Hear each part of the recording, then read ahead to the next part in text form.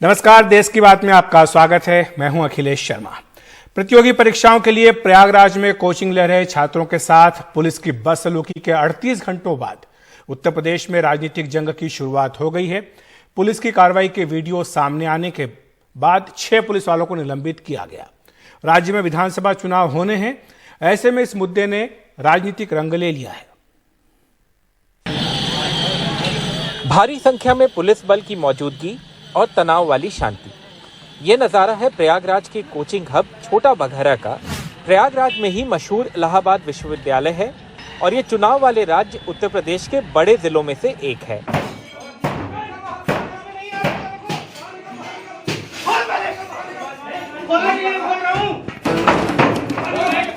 परेशान कर देने वाले ये वीडियो 48 घंटे पहले सामने आए, जिनमें पुलिस वाले इलाके में रहने वाले कई छात्रों के कमरों में जबरदस्ती घुसे, उन्हें मारा पीटा, उनके साथ बदसलूकी की।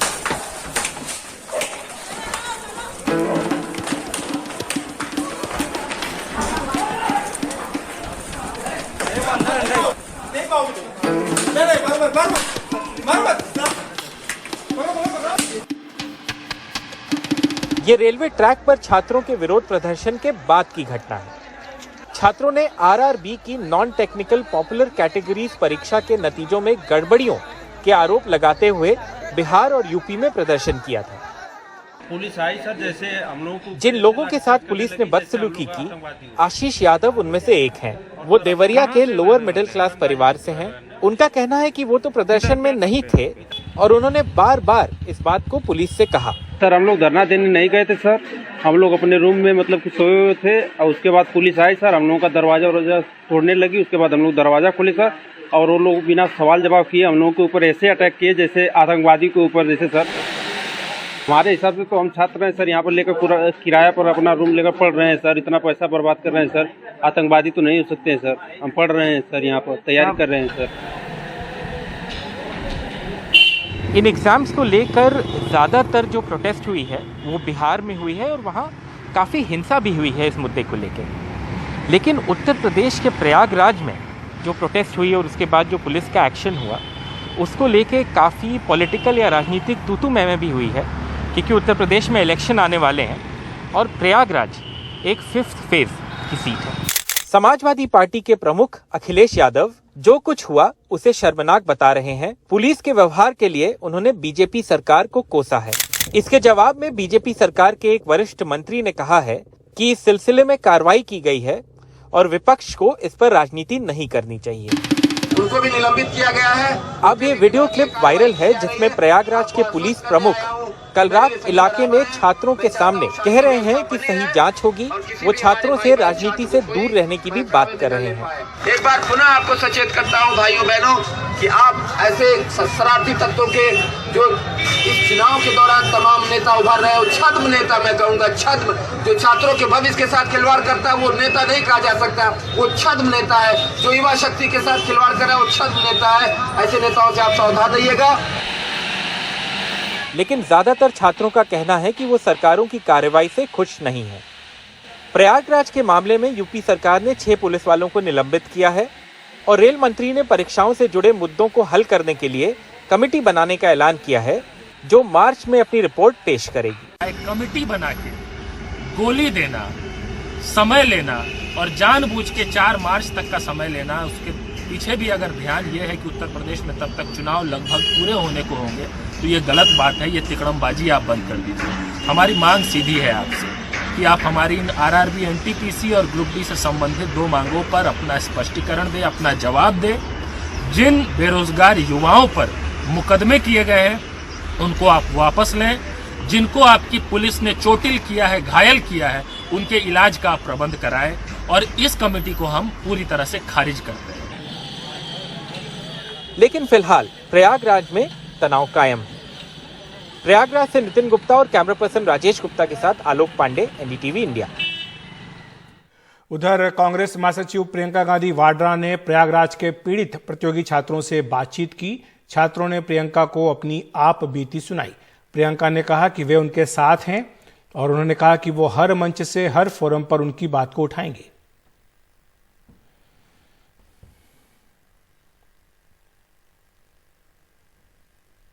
और जहां उत्तर प्रदेश चुनाव में भावनात्मक और भड़काऊ मुद्दों को तूल दिया जा रहा है, वहीं रोजगार, महंगाई जैसे असली मुद्दे पीछे धकेले जा रहे हैं। पाकिस्तान और जिन्ना को उछाला जाता है, लेकिन वहीं रेलवे में प्रतियोगी परीक्षा के अनियमितताओं का विरोध करने वाले छात्रों को प्रयागराज में लाठियों से पीटा जाता है। रोजगार का मुद्दा केवल चुनावी घोषणा पत्र तक सिमट कर रह गया है। युवा इस चुनाव में अपने आप को कहां पा रहे हैं? हमारे सहयोगी सौरभ शुक्ला ने प्रतियोगी परीक्षाओं की तैयारी कर रहे ऐसे ही कुछ छात्रों से बात की। आपने अभी तस्वीरें देखी होंगी कि प्रयागराज और पटना में छात्र प्रदर्शन कर रहे हैं। पुलिस लाठियां बरसा रही है, आंसू गैस से गोले छोड़े जा रहे हैं। वो नाराज हैं कि आरआरबी एनटीपीसी की जो परीक्षा हुई उसमें धांधली की गई। हम उत्तर प्रदेश में लगातार दिखा रहे हैं कि यूपी के दिल में क्या है। आज यूपी के दिल में हम बात करेंगे कि पाकिस्तान, जिन्ना, दंगा, इन सब की बातें होती हैं, लेकिन रोजगार की बात क्यों नहीं होती है। हम इस वक्त लखनऊ के कपूरथला इलाके में, इसे कह लीजिए कोचिंग का हब है, जहां पर तमाम बच्चे प्रदेश के आते हैं, तैयारी करते हैं। कोई किसान का बेटा है, कोई मजदूर का बेटा है, कोई किसी के पिता शिक्षक हैं, सब तमाम सपने लेके यहाँ पर आते हैं और छात्र कुछ ऐसे हमारे साथ मौजूद हैं। आपका नाम बताइए हमें। निखिलेश उपाध्याय। निखिलेश, इस चुनाव में पाकिस्तान, हिंदुस्तान, जिन्नावादी, नमाजवादी, इन सब चीज़ों के बारे में बात हो रही है, पर छात्रों के रोजगार की बातें क्यों नहीं हो रही हैं? और आप एक छात्र हैं, तैयारी कर रहे हैं, क्या सोचते हैं जब ये बातें आप सुनते हैं? तो सर देखिए, आज के टाइम पे जिन्ना कर लीजिए, हिंदू मुस्लिम कर लीजिए, उससे कोई बेनिफिट नहीं है। आज पे बेसिक रिक्वायरमेंट स्टूडेंट की ये है कि हमें जॉब चाहिए और हमें किसी भी तरह से कोई भी पोस्ट आज के टाइम पे स्पेसिफाइड नहीं है। एजुकेशन के अकॉर्डिंग हम लोगों की जॉब प्लेसमेंट नहीं है। मैं पोस्ट ग्रेजुएट हूँ, लेकिन उसके लिए अवेलेबिलिटी ऑफ जॉब्स नहीं है। प्राइवेट सेक्टर में देख लीजिए तो पे स्केल नहीं है कि आप उस पर फुलफिल कर सकें। 15 से 20 हज़ार की जॉब में आज सर्वाइव नहीं कर सकते हैं महंगाई की वजह से। इसलिए गवर्नमेंट जॉब बेसिक रिक्वायरमेंट है, जिसकी अवेलेबिलिटी एकदम भी नहीं है। आज हर इंसान, चाहे लो ग्रेड से हो, डी ग्रेड हो, बी ग्रेड हो, सी ग्रेड, हर चीज़ की तैयारी हर स्टूडेंट कर रहा है। यहाँ किस चीज़ की तैयारी कर रहा है? सर मैं पीसीएस की तैयारी कर रहा हूँ इस टाइम। और हाँ, रेलवे का फॉर्म मैंने भी फिलअप किया था। क्योंकि 5 साल से आप देख रहे हैं, 5 साल से कोई भी मुद्दा हो, कहीं भी देख लीजिए, इनका एग्ज़ाम इन्होंने नवंबर और दिसंबर बोला था, नवंबर दिसंबर में हम एग्ज़ाम करा देंगे। अगर आपके पास उस टाइम एजेंसी नहीं थी तो आपने कैसे कह दिया कि नवंबर दिसंबर में हम एग्ज़ाम करा देंगे? अगर मान लीजिए एजेंसी नहीं थी तो आपको उसका गठन करना चाहिए था। चुनाव आपका टाइम पे हुआ है, चुनाव का लेट नहीं हुआ, चुनाव के लिए आपने लेट नहीं किया। और रही बात कोरोना पे, अगर आप बात कर रहे हैं तो कोरोना पे आप यहाँ देख लीजिए, पिछले बार लोग मर रहे थे, तब भी 21 हेलीकॉप्टर उतारे थे ये वहाँ पे पश्चिम बंगाल में। हाँ, कोरोना नहीं रुका है। कोरोना में आपने चुनाव तो नहीं रोका, यहाँ ये क्यों रोक दिया? वैकेंसी रुक जाती है, वैकेंसी रुकी है। हाँ, अब ये नहीं कहना सर 15,000 की जॉब है या 20,000 की जॉब हो, दे के हटाओ, कम से कम वो सिक्योर तो होगा। हम लोगों की एज 5 साल निकल चुकी, 5 साल हम लोग आगे बढ़ चुके हैं और नए वाले हैं वो भी तैयार हैं और हम लोग भी अभी बेरोजगार बैठे हैं। नहीं मिलता। नाम बताओ। आलोक सिंह नाम है मेरा। आलोक सिंह, कहाँ से हो? आजमगढ़ से। आजमगढ़ से हो। कल हम बात कर रहे थे, रोजगार, एक युवा मिला हमें, उसने कहा कि भैया देखो, जो भी है, जो राम को लाए थे हम उनको लाएंगे। आप किनको लाएंगे? जी बिल्कुल नहीं, हमारे लिए मंदिर या राम से कोई मतलब नहीं है। हमारे लिए जो बेसिक नीड्स है, हमारी जरूरतें पूरी होनी चाहिए, ना कि हम मंदिर के नाम पे और मस्जिद के नाम पे वोट दें। स्टूडेंट की नीड होती है कि उसे जॉब मिल जाए, पहली चीज़। और दूसरी चीज़ है कि हम अगर ये चीज़ें समय से नहीं होंगी, हमारी एज बढ़ती ही जा रही है, कभी कोरोना की वजह से 28 पार हो जाता है, कभी कोरोना की वजह से और कभी किसी कारण वजह से एग्जाम नहीं हो रहे हैं। हम कह रहे हैं आप इलेक्शन टाइमली करवा रहे हैं, आपने फाइनल रिजल्ट की डेट भी दे दी है कि 10 तारीख को डेट आ जाएगी, पर आपने इस मुद्दे पे बात नहीं की। किसी वैकेंसी के बारे में आप बात करिए कि इस तारीख को हम रिजल्ट दे रहे हैं और श्योरिटी के साथ उस दिन रिजल्ट दे के दिखाइए, तब हम माने कि सरकार सफल है इस चीज में। सरकार को 10 में से कितने नंबर दे रहे हैं आप? मैं 0 दे रहा हूँ। 0 दे रहे हैं। और आपके घर वाले? बिल्कुल 0 देंगे, क्योंकि उनके लिए उनका लड़का अगर कहीं रोजगार में नहीं रहेगा तो उनकी स्थिति सामान्यतः वैसी दुर्लभ से दुर्लभ हो जाएगी। आप इधर आओ, आगे आओ। नाम क्या है आपका? रवि यादव। रवि, कहाँ के हो? लखीमपुर खीरी। लखीमपुर खीरी के। तो देखा अभी आपने वीडियो देखे इलाहाबाद में जो पुलिस ने पिटाई कर दी बच्चों को, फिर पटना में देखा आपने, बिहार के दूसरे हिस्सों में देखा, और आप भी तैयारी कर रहे हो। कहाँ पाते हो अपने आप को इस चुनाव में? फिर चुनाव आ गया, फिर वो गाना चल रहा है, जो राम को लाए थे हम उनको लाएंगे, और फिर वो कहते नहीं अखिलेश यादव जिन्नावादी है, पाकिस्तान समर्थक। इन सब बातों को सुनते हो यादव जी, जब यहाँ तैयारी कर रहे हो बैठ करके कमरे में, वीडियो देखते हो के फोन पे, क्या आता है जहन में? सर बेरोजगारी तो सबका मुद्दा है। जितने स्टूडेंट हैं, बेरोजगारी इंडिविजुअल के लिए सबकी। उसकी कोई दिक्कत नहीं है। लेकिन हम हैं यूपी लेखपाल का फार्म भरे हैं, ठीक है सर, उसमें क्या है 25 रुपये ले रहे हैं, सबके लिए ले रहे हैं। इसके पहले पेट का एग्जाम कराए वो, तो उसमें ये नहीं बताया कट ऑफ क्या जाएगी और लेखपाल के लिए मतलब कितने गाड़िया के लोग हैं वो भरे जाएंगे। 25 में सबसे ले लिए हैं, मतलब भैया ने भरा होगा, इन्होंने भरा सबसे ले लिया। अब उसको क्लियर नहीं किया है कि मतलब कटाव क्या होगी। अब आगे चल के बताएंगे 70 60 कुछ भी कितने भी नंबर दे देंगे। अब जो भरे हैं 25 रुपए ले गए, क्योंकि उनको मतलब प्रचार तो करना ही है। 25 रुपए करेंगे।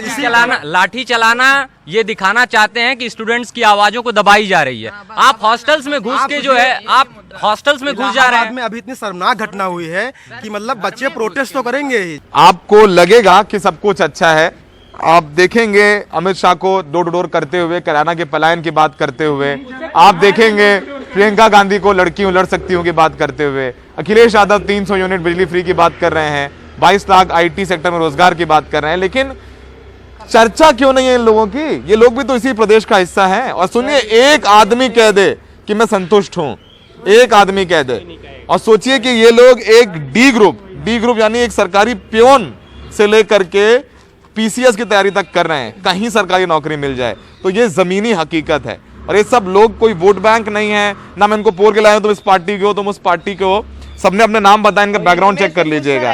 किसान के लड़के, नहीं चल सकता है, किसान के बच्चे हैं, मजदूर के बच्चे हैं, मध्यम वर्गीय बच्चे हैं। तो सवाल यही है कि जब चुनाव आता है तो हिंदू मुसलमान होता है, ये नेता जाएंगे किसी मजदूर दलित के यहाँ खाना खाएंगे, लेकिन क्या किया जा रहा है? क्या उनके घर के बच्चों को रोजगार दिया जा रहा है ताकि वो स्वावलंबन या स्वावलंबित हो जाएं? ना कि फ्री उनको राशन दे करके आप एक तरीके से चुनाव तक उनको लुभाने की कोशिश करें। उनको नौकरी दीजिए ताकि वो खुद कमाएं, खुद खाएं, देश की अर्थव्यवस्था में भी रोजगार योगदान दें, ना कि उन पर लाठी चला दीजिए और उनके मोराल डाउन कर दीजिए। तो फिलहाल यूपी के दिल में क्या है, हमने आज उन बच्चों से बात की जो सरकारी नौकरियों की तैयारी कर रहे हैं और हर ग्रुप डी पियोन से लेकर के एक UPSC सिविल सर्विसेज तक के फॉर्म भर रहे हैं। बस ये चाहते हैं कहीं ना कहीं कोई एक सरकारी नौकरी मिल जाए, क्योंकि अगर किसी मजदूर और किसान के परिवार में एक बच्चा सरकारी नौकरी में हो जाता है ना, पूरे परिवार का कल्याण हो जाता है। सहयोगी विनीत के साथ लखनऊ में सौरभ शुक्ला, NDTV इंडिया। उधर पटना पुलिस और RPF ने आगजनी के सिलसिले में FIR दर्ज की है। खान कोचिंग के फैजल खान पर भी मामला दर्ज किया गया है। प्राथमिकी के बाद मनीष कुमार ने खान सर की कोचिंग के बाहर कुछ लड़कों से बातचीत की। पटना का ये मुसल्लापुर का इलाका है, यही खान सर का कोचिंग सेंटर है। खान सर अभी यहाँ पे नहीं है यहाँ पर, लेकिन कई सारे छात्र यहाँ पर जमा हुए हैं। यहाँ पर करीब 3 कोचिंग वाले और खान सर, इन सब के खिलाफ छात्रों को भड़काने का एक FIR दर्ज हुआ है और कहा जा रहा है कि इनकी गिरफ्तारी होगी। लेकिन कई सारे छात्र भी हैं। ये बताइए कि एक जो आरोप लगा है कि छात्रों को भड़काया गया, ये कितना हद तक सही है? और ये कोचिंग के मालिक हों या खान सर हों, इन लोगों ने भड़काया? सर, पहले हम लोग इतना छोटा बच्चा है नहीं कि कोई हमें भड़का सकता है। हम लोग का एज 24 हो गया है और खान सर कैसे भड़का सकते हैं? RRB हम लोगों को भड़काया है। इतने साल से हम लोग इतने साल से एग्जाम का वेट कर रहे हैं। केस RRB पे होना चाहिए, खान सर पे केस हो रहा है। उकसाया गया या जो आप लोग का जो प्रदर्शन था वो जस्टिफाइड नहीं? सबसे पहले तो हम लोग ग्रेजुएट छात्र हैं या हम लोग बच्चे नहीं हैं। बात रही उकसाने की, ये बेबुनियादी है। हम लोग अपने हक के लिए लड़ाई लड़ रहे हैं और हमारे पीछे कोई भी शिक्षक नहीं है। शिक्षक लोग का यही एक काम है, सिर्फ हम लोगों को सही और गलत बताते हैं। वही बात रही कि हम लोग कहीं ना कहीं, कोई भी छात्र कहीं ना कहीं कोचिंग में पढ़ता है, यदि उसके अनुसार ये बताया गया कि ये टीचर भड़का रहे हैं तो बिल्कुल गलत बात है। और खान सर पे जो आरोप लगा है बिल्कुल बेबुनियादी है। रेलवे की तरफ से यही है कि 20 गुना रोल नंबर दिया है, रिजल्ट कैंडिडेट को 20 गुना नहीं दिए गए, जबकि वही 3,84,000 है, जबकि देना चाहिए 7 लाख समथिंग। जैसे कि ग्रुप डी में इसका 2019 का वैकेंसी आया हुआ था, तो एग्ज़ाम से 23 फरवरी से एग्ज़ाम डेट था, तो उसका मतलब 24 दिन पहले एक नोटिस आता है कि ग्रुप डी में भी CBT 2 लिया जाएगा। ये कहाँ का इंसाफ है? इसलिए हम लोग प्रोटेस्ट करने के लिए आए। इसमें जो है कि खान सर पे जो लगाया जा रहा है इंजाम, ये सरासर बेबुनियाद है। अभी जो कमेटी का गठन हुआ है तो हम लोग को विश्वास है कि वो अच्छा ही आएगा। अच्छा आएगा तो हम लोग वेट करते हैं। अभी से कोई आंदोलन नहीं होगा, कोई प्रोटेस्ट नहीं होगा जब तक कि उनका वो अथी नहीं आ जाए। हम लोग अभी हैं कि रेलवे बोर्ड में हम लोग से मांगा है कि क्या है, तो वो अपना पक्ष दो, तो हम लोग पक्ष दे रहे हैं। देश की बात में अभी ले रहे हैं एक ब्रेक, लेकिन ब्रेक के बाद बताएंगे क्या सरकारी अस्पतालों में किसी की जान से ज्यादा कीमती है रिश्वत।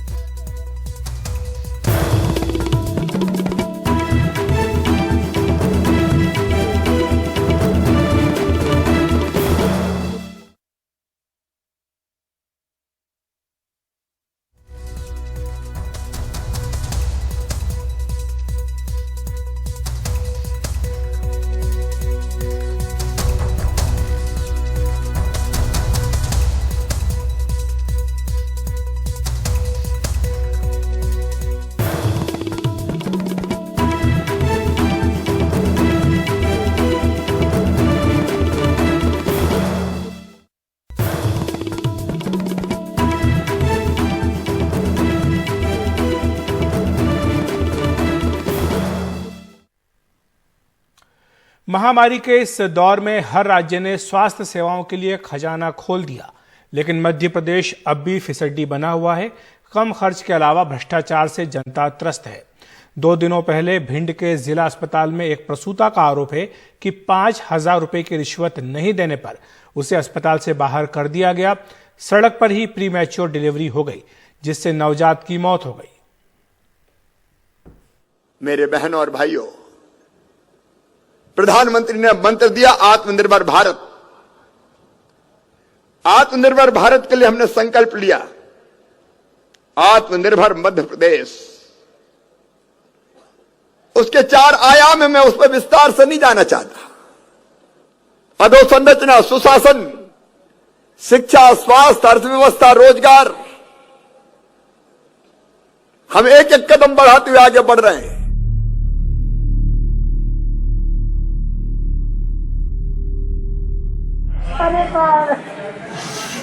मैं सर ऊपर हूँ, मैं ऊपर हूँ भाभी के पास कपड़ा मांगे ऊपर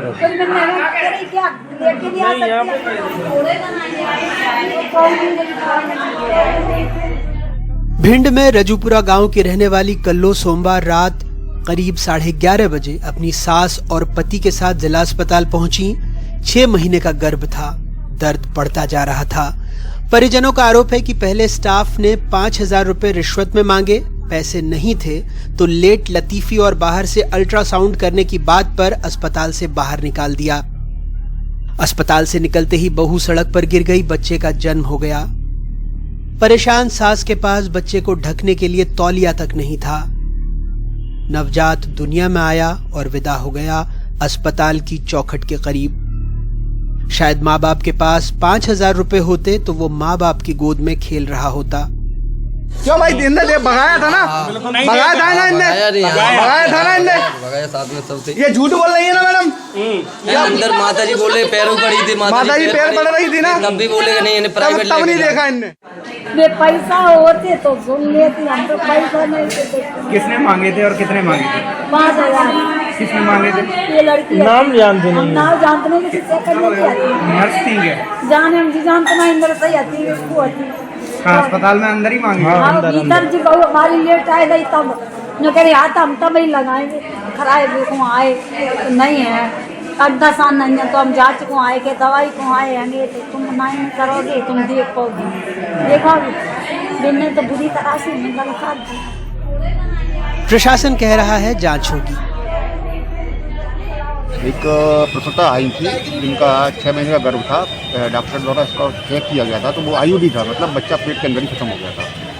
सर बता दीजिए जा रहा है कि 8 महीने का गर्भ था। इसके लिए पोस्टमार्टम भी हो रहा है सर, इसमें सारी बातें साफ हो जाएगी। और वो बच्चा पेट के अंदर ही खत्म हो गया था, उसको बता दिया था और उनसे कहा था कि अभी आपका इलाज भी चालू हो जाएगा। उनको शायद सेटिस्फाई नहीं हुए अपने इलाज से या जो भी, वो लेके मरीज को बाहर आ रहे थे तो बाहर आके गेट पर डिलीवरी हुई। इस बार भी हमने उसको बुलाया, लिख के मांगा गया है और जैसे ही वो लिख के हमको देता है, इंक्वायरी हमारी सेट हो गई 3 डॉक्टरों की कमेटी बना के। उसमें डॉक्टर यूपीएस कुशवाहा है, डॉक्टर रश्मि गुप्ता है, डॉक्टर देवेश शर्मा है। उस इंक्वायरी में अभी 3 दिन के अंदर रिपोर्ट आ जाएगी। जो भी दोषी होगा उसके विरुद्ध उचित कार्रवाई और कड़ी कार्रवाई। वैसे किस किस बात की जांच होगी? नेशनल हेल्थ अकाउंट की रिपोर्ट बताती है कि मध्य प्रदेश अपने कुल खर्च का सिर्फ 4.9% सेहत पर खर्च करता है। देश के तमाम राज्यों में सेहत पर खर्च के लिहाज से मध्य प्रदेश 28वें नंबर पर है। सरकारी अस्पतालों में 3000 से ज्यादा डॉक्टरों के पद खाली हैं। राज्य के स्वास्थ्य और चिकित्सा शिक्षा विभाग का कुल बजट 10,711 करोड़ रुपए है, यानी राज्य के हर शख्स की सालाना सेहत पर सरकारी खर्च सिर्फ 1428 रुपए है। नीति आयोग की हेल्थ इंडेक्स रिपोर्ट के मुताबिक स्वास्थ्य सेवाओं के मामले में मध्य प्रदेश देश में 17वें नंबर पर है। राज्य के 1199 प्राथमिक स्वास्थ्य केंद्रों को हर साल दवाओं के लिए महज 1 करोड़ रुपए दिए जाते हैं। 27,000 की आबादी पर स्वास्थ्य केंद्र होते हैं, यानी इन केंद्रों में प्रति वर्ष प्रति व्यक्ति 350 से 400 रुपए ही खर्च होते हैं। नीति आयोग की ही रिपोर्ट के मुताबिक अस्पतालों में प्रसव के मामले में 19 बड़े राज्यों में मध्य प्रदेश 16वें नंबर पर है। एमपी में शिशु मृत्यु दर सूडान से भी खराब है। राष्ट्रीय स्तर पर यह 30 है, लेकिन मध्य प्रदेश में 46। इसके बावजूद हमारे हुक्मरान कितने भोले हैं, कितनी प्यारी बातें करते हैं। पेश है एक और मिसाल। नए साल में नए संकल्प, नई उमंग और नए उत्साह के साथ आत्मनिर्भर मध्य प्रदेश का निर्माण करना है। सुशासन के नए मापदंड स्थापित करना है। शिक्षा और स्वास्थ्य के क्षेत्र में और बेहतर काम की आवश्यकता है। नया साल, गणतंत्र दिवस, मौका कोई भी हो। 17 साल के सुशासन के बाद भी सपना दिखाया जाता है अच्छे दिनों का, राम राज्य का। उस राम राज्य का जहां एक नवजात दुनिया में आते ही दुनिया को अलविदा कह देता है, वो भी अस्पताल की ड्योढ़ी पर हमें और आपको फिर सपना दिखाया जाता है अच्छे दिनों का। तो सोते रहें, सपने देखते रहें, क्योंकि जाग जाएंगे तो सवाल पूछेंगे और सवाल हुक्मरानों को अच्छे नहीं लगते। भिंड से दिलीप सोनी और भोपाल से कैमरा पर्सन रिजवान खान के साथ अनुराग द्वारी, एनडीटीवी इंडिया। वक्त एक ब्रेक का। ब्रेक के बाद बताएंगे मुंबई में छोटे बच्चे कर रहे हैं कौन सी बड़ी समस्या का सामना।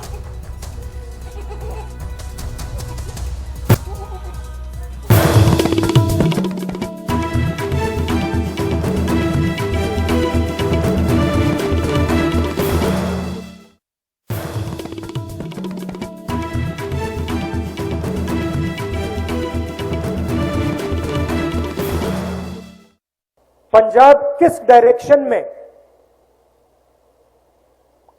किस रास्ते आगे बढ़ेगा, यह सवाल है। और हमारे लिए, कांग्रेस के लिए,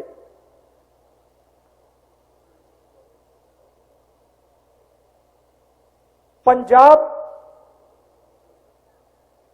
एक सिंबल है, एक चिन्ह है। यह हमारे लिए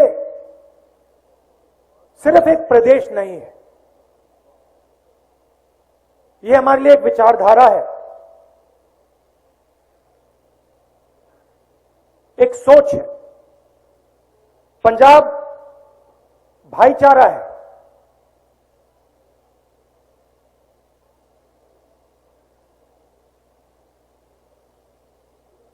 तो ये हमारे लिए, हमारी आइडियोलॉजी के लिए एक बहुत जरूरी चिन्ह है। और मैं जानता हूं सालों से, जैसे आज गाड़ी में किसी ने कहा, कहीं भी देखो ऊपर नीचे पंजाब के अंदर आपको कांग्रेस पार्टी और कांग्रेस पार्टी की विचारधारा दिखाई देगी, दिल में है आपके। और आपने सबने देश को इतना दिया है,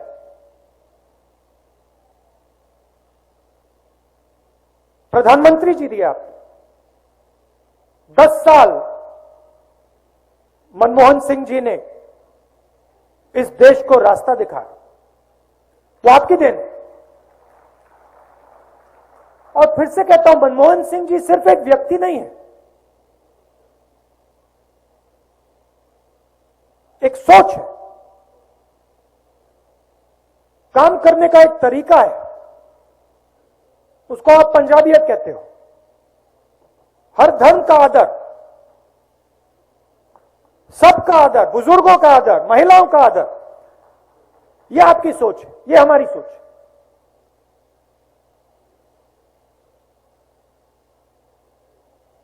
तो रास्ता आपने चुनना है।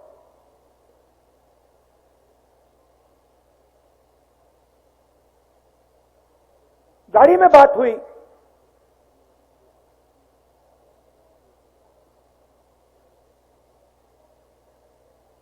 कि आगे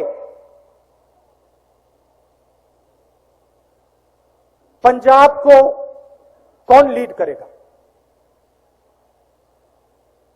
मीडिया वाले उसको सीएम कैंडिडेट कहते हैं,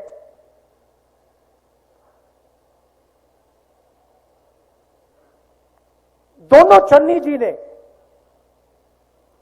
और सिद्धू जी ने गाड़ी में मुझे कहा कि देखिए, पंजाब में सबसे बड़ा सवाल कांग्रेस पार्टी को पंजाब में कौन लीड करेगा।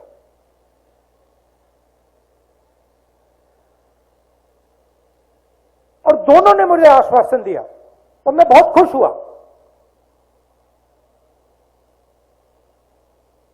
कि देखिए, दो लोग तो लीड नहीं कर सकते, एक ही व्यक्ति लीड करेगा। और दोनों ने मुझे कहा, जो भी लीड करेगा, कसम खा के दूसरा व्यक्ति अपना पूरा दम, अपनी पूरी शक्ति उसकी मदद करने में लगा देता। और मैं सुन रहा था,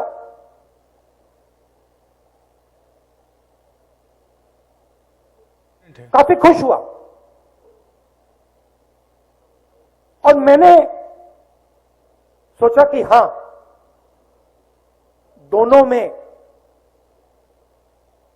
दोनों के दिल में कांग्रेस पार्टी की सोच है। ये सिर्फ एक राजनीतिक पार्टी नहीं है। देश में बहुत सारी राजनीतिक पार्टियां हैं, ये सिर्फ एक राजनीतिक पार्टी नहीं है।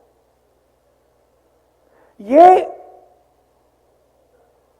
एक विचारधारा है, ये वो विचारधारा है जिसने अंग्रेजों को हराकर। तो आप सुन रहे थे राहुल गांधी को, जो इस वक्त जालंधर में एक वर्चुअल रैली को संबोधित कर रहे हैं। मुख्यमंत्री कौन होगा, इस सवाल का उन्होंने सीधा जवाब नहीं दिया, लेकिन कहा कि दोनों ही दावेदार जो हैं, वो चाहे सिद्धू हो या चन्नी हो, दोनों के दिलों में कांग्रेस बसती है। फिलहाल एक ब्रेक।